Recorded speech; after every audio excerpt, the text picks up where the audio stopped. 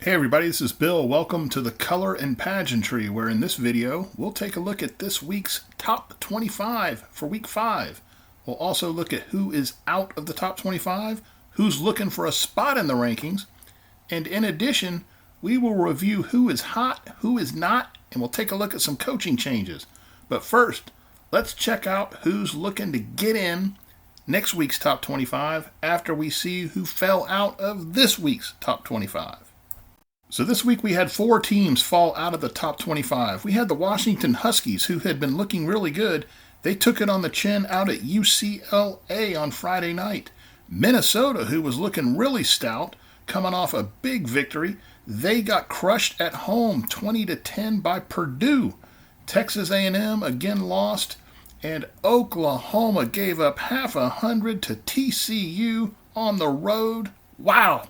So those are our 4 teams that are out: Washington, Minnesota, Texas A&M, and Oklahoma. Now here are some teams that are looking to get in, and it includes some of the ones that just fell out. Now the Florida Gators have had some good outings. They've had some bad outings too, and they're right there on the cusp, so we got our eyes on them, seeing how Anthony Richardson can perform for the Gators. Cincinnati, also a team, they have 1 loss, but they're looking pretty good. Syracuse is undefeated, really impressive. Dino Babers doing a great job there at Syracuse, but they really haven't beaten anybody yet, so let's see how they do down the stretch. Washington State is looking good. Washington, Texas Tech, another loser this week. Texas, Maryland, big win over Michigan State this week. Notre Dame, Tulane, Texas A&M, Purdue, Minnesota, Illinois.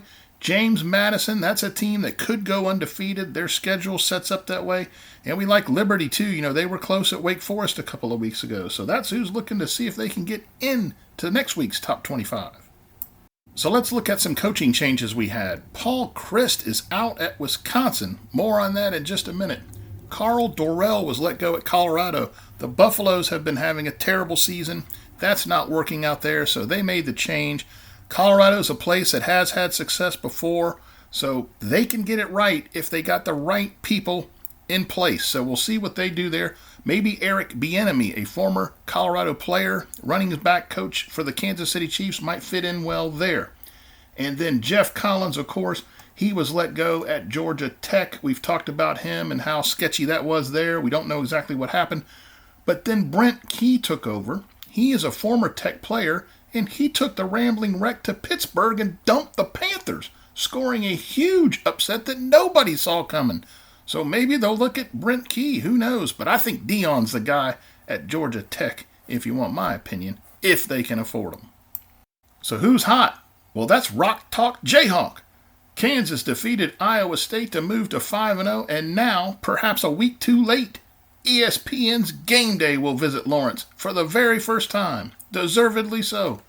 The job Lance Leopold has done at KU is without question something to admire, and due to his success, he may have many major teams attempting to acquire his services, including Nebraska and Wisconsin, both of whom he has previous ties to.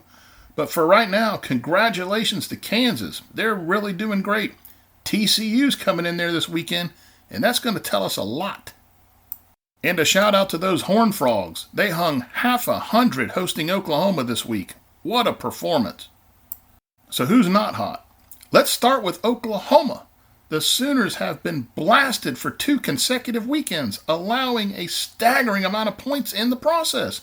Now, new Sooner headman Brent Venables is considered one of the game's top defensive minds. So this has to be very concerning for the Oklahoma Sooners. Could they be looking at a 4-loss season? Boy, they sure could be. And guess what?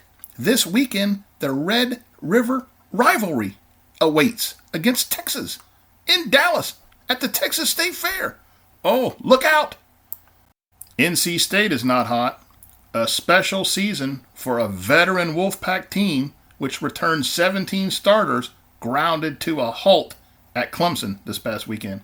The Tigers dominated in Death Valley, even though NC State has played Clemson well in many a season, in fact winning in Raleigh last year.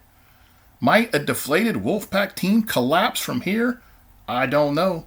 Is head coach Dave Doeren eyeing the newly opened job at Wisconsin, where he's previously spent time as an assistant? I don't know that either. but we got our eyes on the Wolfpack. We thought they'd be a very good football team this year. They welcome Florida State in this weekend.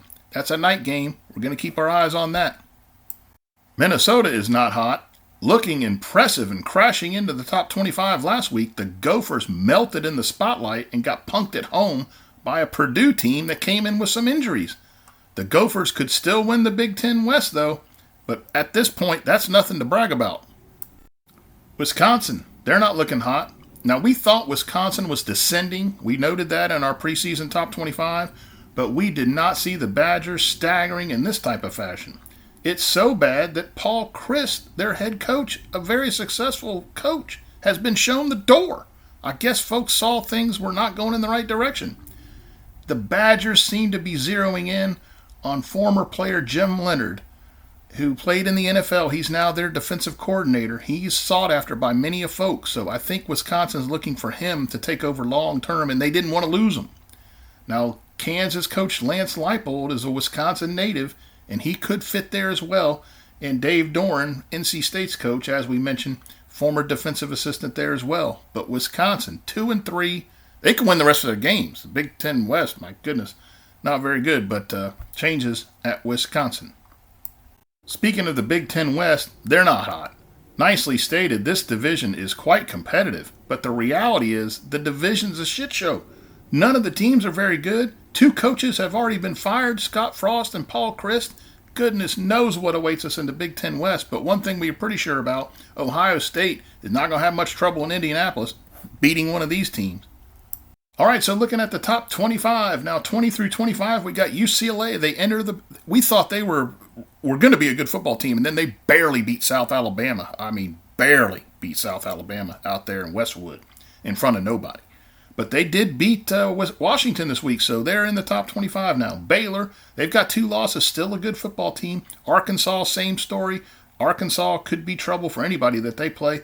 Florida State took a home loss to Wake Forest. A lot of self-inflicted wounds for the Seminoles. LSU, who FSU beat, is next. They're improving. And Mississippi State, another good football team. Their only loss was to LSU, but they did beat Texas A&M this week, so they're at the bottom there of the top 25. 15th, we have Wake Forest, big win at Florida State this weekend. Texas Christian in at 16, bombed Oklahoma, 55 points on the board, could have scored more. Kansas and Kansas State, the Sunflower State, checking in at 17 and 18. Brigham Young is 19th.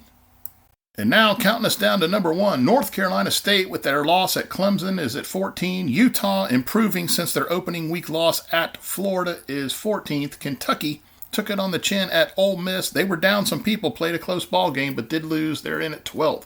Oregon looking really good now after their disaster against Georgia. They're at 11. Now, Penn State is 10. They're 5-0, but they are looking shaky. They've got some big teams coming up.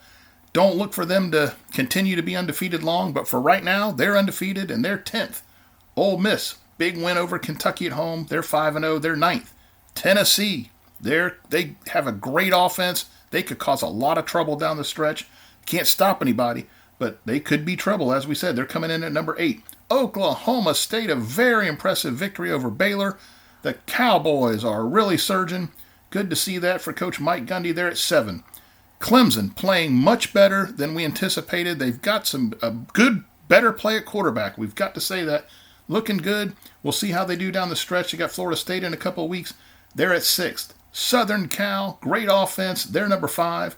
Michigan stays 4th.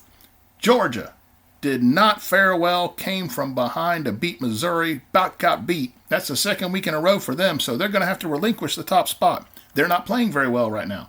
That's the fact of the matter. So they're in at 3rd. Ohio State is 2nd. Boy, if they get clicking, especially on offense, they're trouble. And Alabama is back at number 1. Big victory over Arkansas, that's a very good football team in Arkansas. Alabama just across the board with Bryce Young at quarterback. Very, very good football team. And, of course, the GOAT as head coach. So that's our top 25. Alabama is this week's number 1 team. We're going to have some great games this weekend. We look for many more upsets. I mean, they're going to continue to happen. It's just great theater. We watch from the game day in the beginning all the way to Pac-12 at dark. Just so much fun. Now, we'd love to hear your thoughts on our rankings. Who did we miss on? Somebody you like out there that maybe we should have given more consideration to? Please feel welcome to drop us some comments. Love to hear from you. You can follow us on Facebook at The Color and Pageantry. We do invite you to like the video and subscribe to our page. But more importantly, we really appreciate you taking the time out to watch. We'll see you next week. Man, I just can't wait to see who gets upset this week. It's just going to be wild once again. Oh, remember, Texas A&M and Alabama this week. We all were, back when Saban and Jimbo Fisher got in that big argument, we couldn't wait. We couldn't wait for this game. And ESPN's in Lawrence, Kansas with the Jayhawks. That tells you how crazy these college football seasons are. And we're going to enjoy it once again come Saturday. Oh, don't forget, UCF and SMU Wednesday night. That's a game that got kicked back due to the hurricane. A lot of damage here in Florida. Our friends down there in Southwest Florida, we really want to send our thoughts and prayers that way. Any donations, man, that's just tore up down there. We got flooding all across. It's just a mess. Guys, take care. We'll see you next week.